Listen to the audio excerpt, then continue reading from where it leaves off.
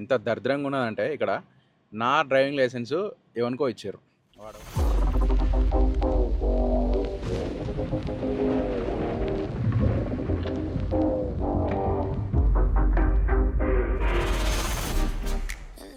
Hello అన్న నమస్తే, welcome back to another new video. So మొత్తానికైతే ఛానల్ ఓపెన్ చేసినాక 9 నెలల తర్వాత అయితే మనకు 500 సబ్స్క్రైబర్లు వచ్చారు. ఇంకా మానిటైజేషన్కి అయితే ఒకటి పెండింగ్ ఉంది, watch hours. So watch hours అయితే ఒక 1100 వరకు ఉంది నాకు. ఇంకా దాదాపు 2000 రావాలి. సో హోప్ ఈ సౌత్ ఈస్ట్ ఏషియా ట్రిప్తోనే వస్తుంది అనుకుంటున్నా. అండ్ ఇంకోటి ఏంటంటే సౌత్ ఈస్ట్ ఏషియా ట్రిప్ పోతున్నాం కదా. సో అక్కడైతే బైక్స్ అయినా కార్స్ అయినా రెంటల్ తీసుకోవాలంటే మనకి ఇంటర్నేషనల్ డ్రైవింగ్ లైసెన్స్ కావాలి. సో ఆ ఇంటర్నేషనల్ డ్రైవింగ్ లైసెన్స్ గురించి అయితే ఈరోజు అయితే మనం పోతున్నాం. యాక్చువల్‌గా అప్లై చేసినా, ఆల్రెడీ వచ్చింది, తీసుకోవడానికి పోతున్నాం. సో వీడు నా ఫ్రెండ్ అనమాట. వీడు యూకే పోతుండు. వీడు నేను ఒకటేసారి అప్లై చేసినాం. అనుకోకుండా మర్చిపోయా, డేట్ చేంజ్ చేయాలనమాట. సో అది డైరెక్ట్ నాతోని వచ్చేసిండు. నాది ఓకే అయింది, వానిది క్యాన్సిల్ అయిపోయింది. ఎందుకని చూస్తే వానిది ఏ రోజైతే బుక్ చేసిండో అదే డేట్ పెట్టిండనమాట. నెక్స్ట్ డే పెట్టలే. సో ఇప్పుడు ఎంత పడ్డదిరా? 300 ఎక్స్ట్రా పడ్డదా? సో దాని ఫైన్‌కి ఒక 300 ఎక్స్ట్రా తీసుకున్నారనమాట. సో మళ్ళీ అప్లై చేసి ఆ పేపర్స్ అన్ని పట్టుకొని వస్తుండు. సో నేనేందంటే డ్రైవింగ్ లైసెన్స్ తీసుకొచ్చుకోవడానికి పోతున్నా. అండ్ ఇంకా డ్రైవింగ్ లైసెన్స్ ఎట్లా అప్లై చేయాలనో బేసిక్‌గా ఏందంటే బ్రోకర్ త్రూ పోతే మీకు 4500-5000 చార్జ్ చేస్తుండు. సో మనం ఎట్లా అప్లై చేయాలో నీకు చూపెడతా చూడండి. సో ఫస్ట్ మీరు గూగుల్ తెల్ ఓపెన్ చేసినాక ఆర్‌టీఓ సైట్ ఓపెన్ చేయాలి. ఓపెన్ చేసినాక ఆర్‌టీఓ ఆఫీషియల్ వెబ్‌సైట్ పోయి ఇక లైసెన్స్ అని ఉంది కదా, ఇంటర్నేషనల్ డ్రైవింగ్ లైసెన్స్ అని ఉంది. ఇది ప్రెస్ చేసి click here to book online slot open చేసిన తర్వాత ఇంటర్నేషనల్ డ్రైవింగ్ పర్మిట్ ఇక్కడ ఉంది కదా, ఇది తర్వాత international driving permit already tick ఉంది, మనం ఏం చేయాల్సిన అవసరం లేదు. Do you have original licence? Yes వచ్చినాక మన డ్రైవింగ్ లైసెన్స్ నెంబర్ ఎక్కడ ఇష్యూ అయింది, ఇది హైదరాబాద్ అయితే హైదరాబాద్, రామగుండం అయితే రామగుండం, కరీంనగర్ అయితే Karimnagar, and date of birth, mobile number, మళ్ళీ మీకు ఓటీపీ వస్తుంది. ఓటీపీ ఎంటర్ చేసిన తర్వాత ఈ కింద నెంబర్స్ టైప్ చేసి నెక్స్ట్ పోవాలి. సో ఫోన్కి ఓటీపీ వచ్చినాక ఎంటర్ చేసిన తర్వాత మీకు కింద ఇంకో పేజ్ ఓపెన్ అవుతుంది. ఆటోమేటిక్గా ఇవన్నీ ఫిల్ అవుతుంది ఎక్సెప్ట్ మీ Aadhaar card number. So Aadhaar card number అయితే ఎంట్రీ చేయాలి. అండ్ దాని తర్వాత బ్లడ్ గ్రూప్ ఇది అవసరం లేదు, ఈ రిజిస్ట్రేషన్ నెంబర్ అవసరం లేదు. సో కింద ఉంది కదా కంట్రీ ఇంటర్నేషనల్ డ్రైవింగ్ పర్మిట్ అని, country to visit, so Thailand అని పెట్టేసిన. And passport number and date of birth on passport and passport issued by, ఇది ఫిల్ చేసి and place of birth, passport valid up to departure date, మీరు ఏ రోజు పోతారో ట్రిప్కి ఆ డేట్ క్యాజువల్గా ఎట్లైనా పెట్టచ్చు, ముందైనా పెట్టచ్చు, వెనకైనా పెట్టచ్చు. And passport issued date. So ఇది ఎంటర్ చేసిన తర్వాత కన్ఫర్మ్ వస్తే మీకు ఇంకో పేజ్ వస్తుంది, ఎగ్జాక్ట్లీ ఈ పేజ్ వస్తుంది. సో ఇది తర్వాత మళ్ళీ సేవ్ వస్తే స్లాట్ బుకింగ్ టైం చూడండి, మనకు ఈరోజు డేట్ అంటే రేపు 18th. So morning 12 o'clock slot book చేద్దాం. సో ఇక్కడ మీకు డేట్ ఇస్తే ఇక్కడ టైం ఇచ్చిండు. 12 o'clock స్లాట్కి పెట్టుకున్నా నేను. దాని తర్వాత నెక్స్ట్. సో కనిపిస్తుంది కదా, ఇప్పుడు పే నా వస్తే సో మనకి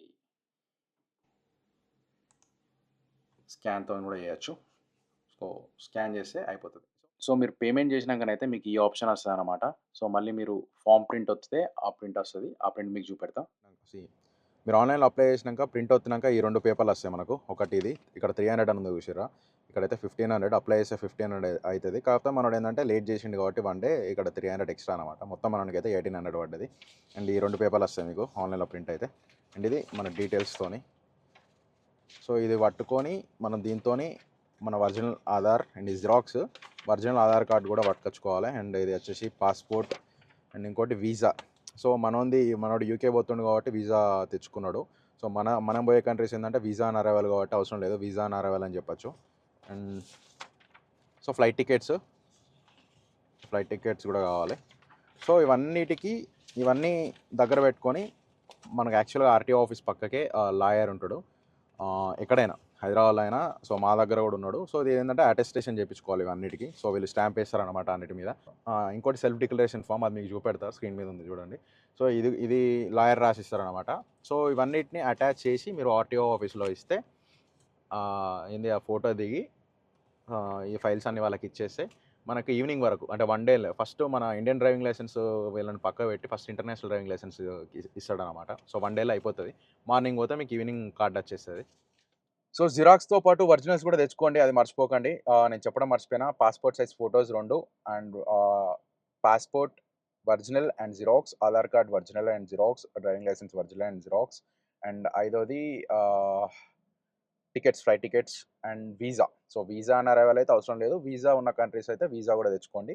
అండ్ మీరు మార్నింగ్ పోయి డాక్యుమెంట్స్ అన్ని సబ్మిట్ చేస్తే ఈవినింగ్ వరకు మీకు డ్రైవింగ్ లైసెన్స్ అయితే మీ చేతిలోకి వస్తుంది. So with in a day అయిపోతుంది అనమాట ప్రాసెస్ అంతా.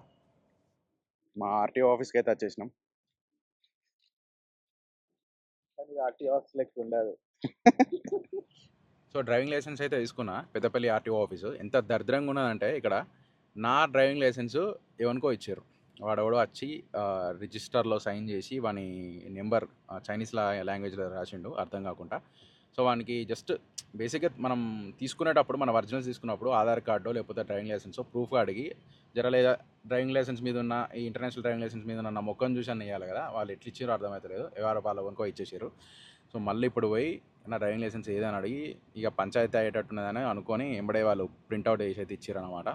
సో అట్లుంది మన ఆర్టీఓ ఆఫీసు. ఇది మన ఇంటర్నేషనల్ డ్రైవింగ్ లైసెన్స్ అనమాట. సో మన రెగ్యులర్ ఇండియన్ డ్రైవింగ్ లైసెన్స్ లెక్కనైతే 20 years year validity, just 1 year ఇస్తాడు. సో ఈ 1 yearకి 1500 అనమాట. సో మళ్ళీ మీరు ఎక్స్పైర్ డేట్ అయిపోయాక రెన్యువల్ చేయించుకోవాలి.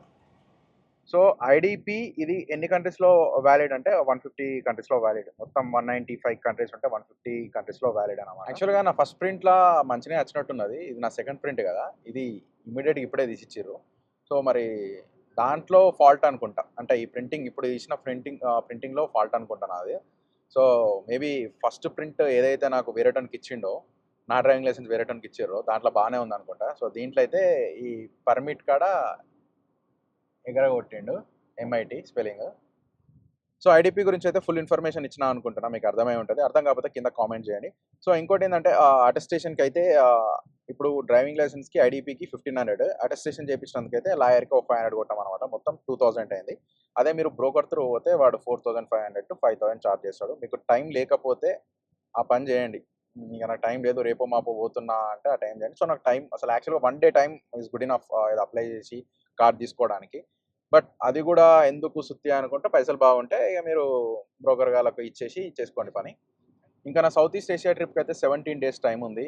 అండ్ ట్రిప్ స్టార్ట్ చేసే ముందు అయితే before going to international trip ఎట్లా రెడీ కావాలి, ఏమేం చేయాలి అనేది అయితే ఒక వీడియో తీద్దాం అనుకుంటున్నా. సో మళ్ళీ ఆ వీడియోలో కలుద్దాం. So until then take care, bye.